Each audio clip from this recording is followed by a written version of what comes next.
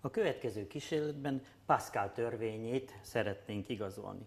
Blaise Pascal, francia természettudós, állapította meg, hogy ha egy folyadék felületére valami külső erő nyomást fejt ki, akkor ez a megfelelő nyomás a folyadék belsejében minden irányba gyengítetlenül tovaterjed.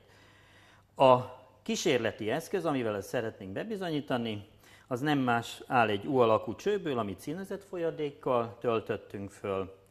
Ennek egyik szárát egy gumicsővel egy haranghoz kapcsoltuk, a harangra egy gumimembránt helyeztünk el. Ebben a helyzetben azt látjuk, hogy a U alakú cső két szárában egyenlő, tehát egyforma magasságban vannak a folyadékfelszínek. Ez azt jelenti, hogy a két oldalon lévő nyomás megegyezik egymással. Ha ezt a gumiharangot elhelyezem, tehát elkezdem a víz felületére helyezni, a nekem jobboldali szárban fölemelkedik a folyadék, ami azt jelenti, hogy megnövekedett a nyomás. Ugye a közös folyadékfelszín mutatja azt, hogy a két oldalon lévő nyomás megegyezik. Tehát azt jelenti, hogy a folyadékban lévő nyomás pontosan a két folyadékszín különbségének megfelelő hidrostatikai nyomással lett nagyobb.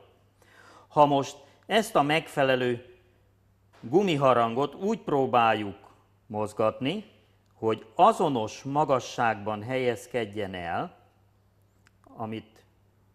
akkor az tapasztalható, hogy a két szárban lévő felszínkülönbség az változatlan marad.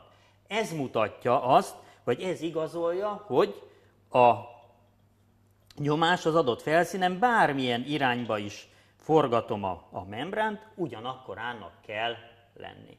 Pascal törvényének egy másik bizonyítéka a hidrostatikai nyomással kapcsolatban a következő.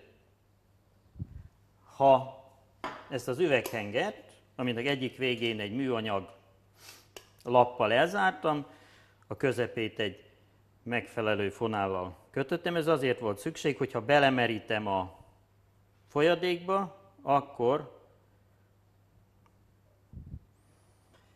és elkezdem a vizet önteni, az látható, hogy abban az esetben fog elengedni, tehát abban az esetben fog az aljáról leválni, amikor a két higanyfelszín, vagy a két vízfelszín az egymással egyenlő nem lett. Vagyis a plusz nyomás, ami ennek a lapnak az aljára hatott alulról, az pontosan megegyezik a felette lévő vízoszlopnak a nyomásával. Tehát Pascal törvényét még egyszer ezzel a kísérlettel igazoltuk, hogy egy adott víz felületére kifejtett külső erő nyomása az adott folyadék belsejében minden irányba gyengítetlenül tovaterjed.